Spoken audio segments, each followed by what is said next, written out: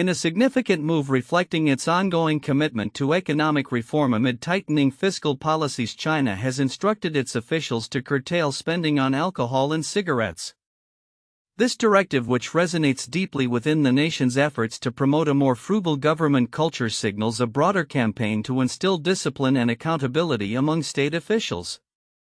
The announcement comes as part of a larger strategy to bolster the economy and manage public spending more effectively. The guidelines issued by the Chinese government specifically target lavish expenditures that have historically been associated with corruption and extravagant lifestyles among public servants. Observers note that this shift is part of President Xi Jinping's broader anti-corruption campaign, which aims to reshape the image of the Communist Party and restore public trust. By urging officials to adopt more austere spending habits, the government hopes to not only curtail waste but also set a moral example for the populace. Lifeng, the second vice premier and a key economic strategist, has played a pivotal role in implementing these changes. Appointed to his position in 2023, he has consistently aligned himself with Xi's vision of a state-controlled economy, emphasizing the importance of discipline and loyalty over individual ambition. He's not known for his charisma or diplomatic finesse. However, his technical expertise and bureaucratic understanding are seen as valuable assets in executing Xi's economic roadmap. As he navigates international negotiations, particularly with the United States, his approach reflects a blend of strict adherence to party doctrine and an emerging adaptability in communication. The recent negotiations in Geneva, where he successfully brokered a temporary tariff respite with U.S. Treasury Secretary Scott Bessent, illustrate this duality. The agreement, which reduced tariffs significantly for both nations, highlights his capability to manage complex international relations while maintaining the party's firm stance on economic control. Analysts suggest that this negotiation marks a potential thaw in U.S.-China trade relations, reflecting his growing confidence and ability to engage Western counterparts effectively. However, the broader implications of these fiscal directives extend beyond mere financial prudence. By limiting spending on alcohol and cigarettes, the Chinese government is sending a clear message about the importance of self-restraint and social responsibility. This is particularly relevant as the country grapples with economic pressures intensified by global trade dynamics and domestic challenges. The focus on austerity could also serve to reinforce state authority at a time when public discontent regarding economic inequities is on the rise. His leadership style, characterized by a focus on technical solutions rather than populist appeal, may be increasingly necessary as China faces external pressures and internal demands for reform.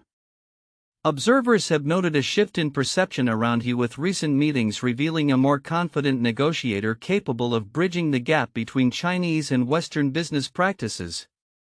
This evolution suggests that while he may not possess the charm of his predecessors, he is adapting to the realities of international diplomacy in a rapidly changing global landscape.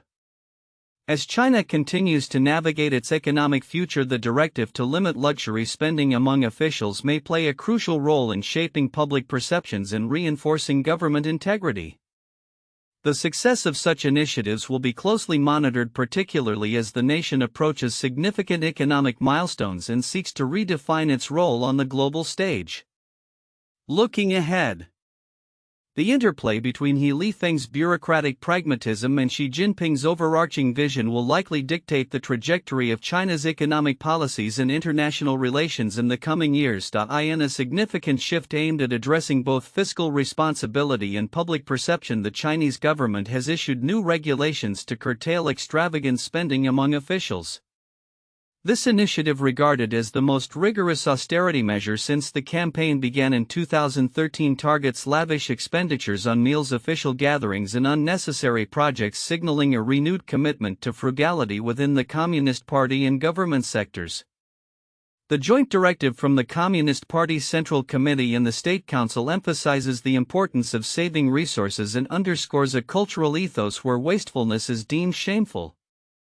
It's glorious to save and it's shameful to waste, the new guidelines state, urging all officials to embody strict diligence and thrift in their operations. This reflects a broader anxiety within Beijing over the rising debts associated with public financing, prompting a crackdown on potential financial excess at all administrative levels. Observers note that these measures are perhaps the most detailed and stringent to date. The revised regulations prohibit not only the extravagance of lavish meals and opulent meeting venues but also the ongoing use of official vehicles for non-essential purposes. This move is seen as a response to public dissatisfaction with government spending, particularly in a climate where economic challenges and public scrutiny are on the rise. The impetus behind this renewed austerity drive can be traced to mounting fiscal pressures as China faces increasing debts and a slowing economy.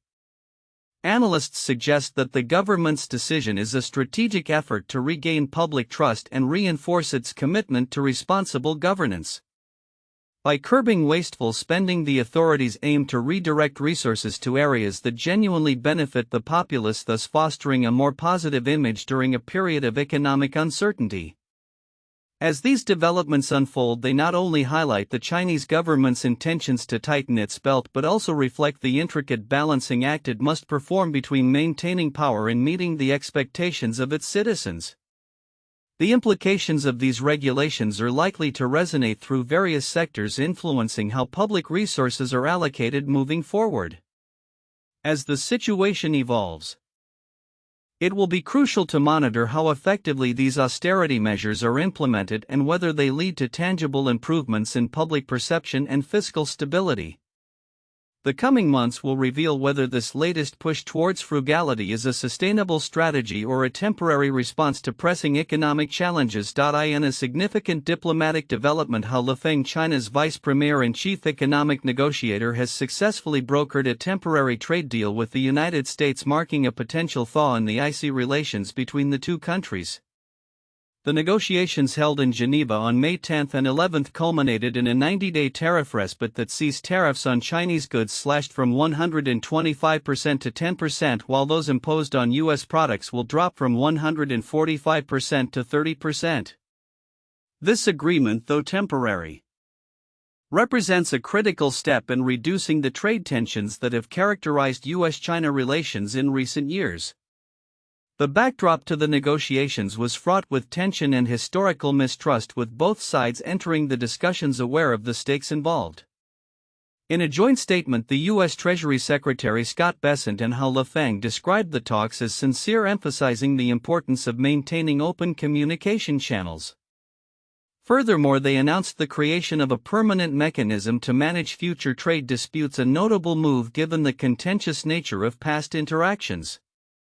Lifeng, though not a household name internationally, has been a pivotal figure in Chinese economic policy for many years.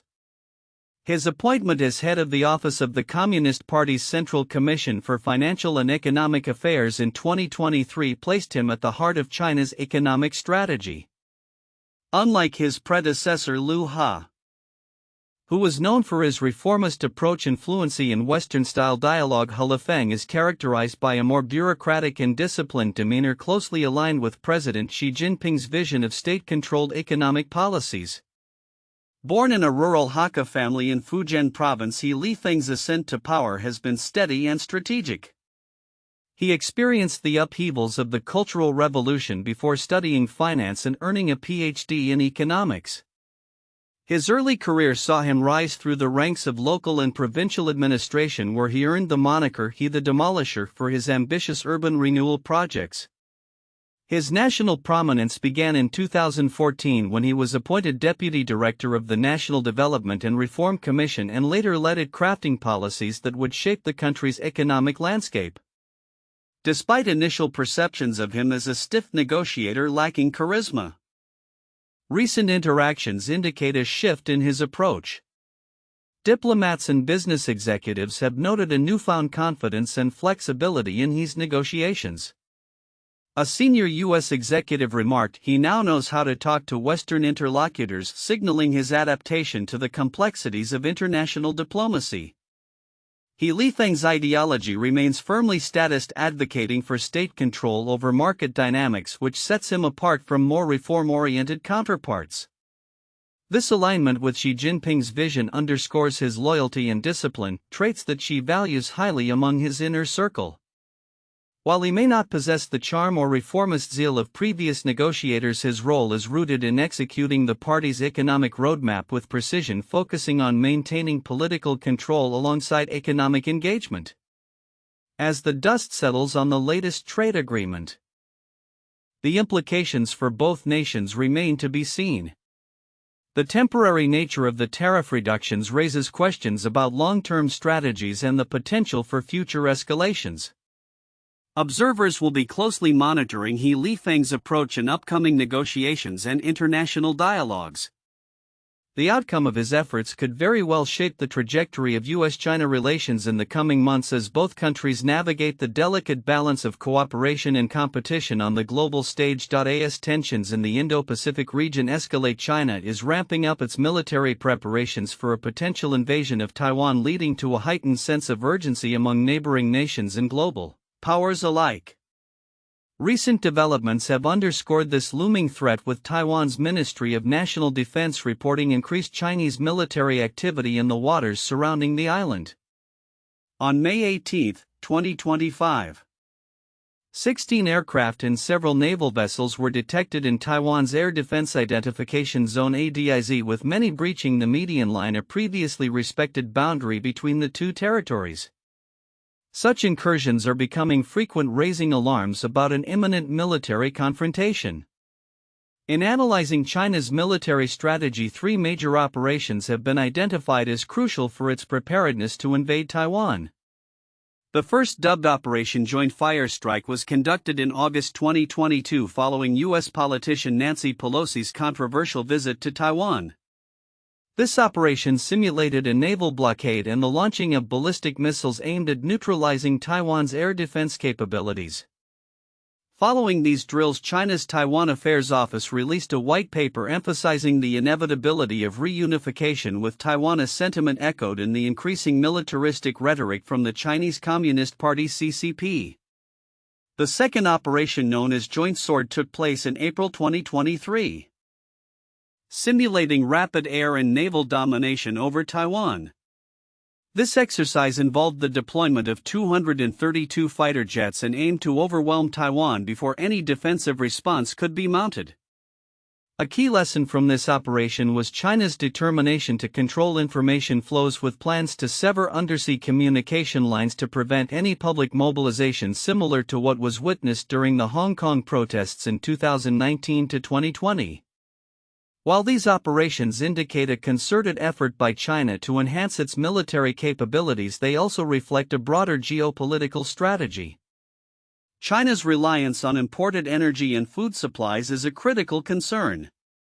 The nation's consumption of 14 million barrels of crude oil and billions of cubic feet of natural gas daily necessitates securing stable supply routes, particularly in light of U.S. control over crucial maritime choke points like the Malacca Strait.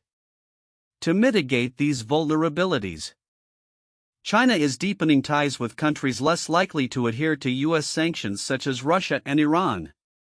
Simultaneously, the geopolitical landscape is shifting, with Japan increasingly aware of its own security challenges in relation to Taiwan. Japan's proximity to Taiwan means that any conflict could directly threaten its trade and energy imports. The Japanese government is responding to these threats by reassessing its defense posture and increasing military expenditures, aiming to bolster its capabilities in alignment with U.S. expectations for greater burden sharing and regional security. The ramifications of China's potential invasion of Taiwan extend beyond regional stability. They pose a direct challenge to U.S. influence in the Indo-Pacific. A successful military campaign against Taiwan would embolden China, demonstrating its capability to undermine U.S. alliances and reshape the regional balance of power. The implications for American allies, including Japan, South Korea, and the Philippines, are profound, potentially altering their defense strategies and reliance on U.S. military support. As the world watches these developments unfold, the situation remains fluid.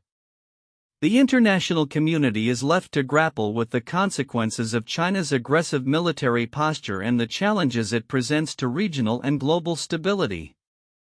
The next steps taken by both China and its neighbors will be critical in determining the future of peace in the Indo-Pacific, as diplomatic efforts to avert conflict must be weighed against the realities of military readiness and strategic ambitions.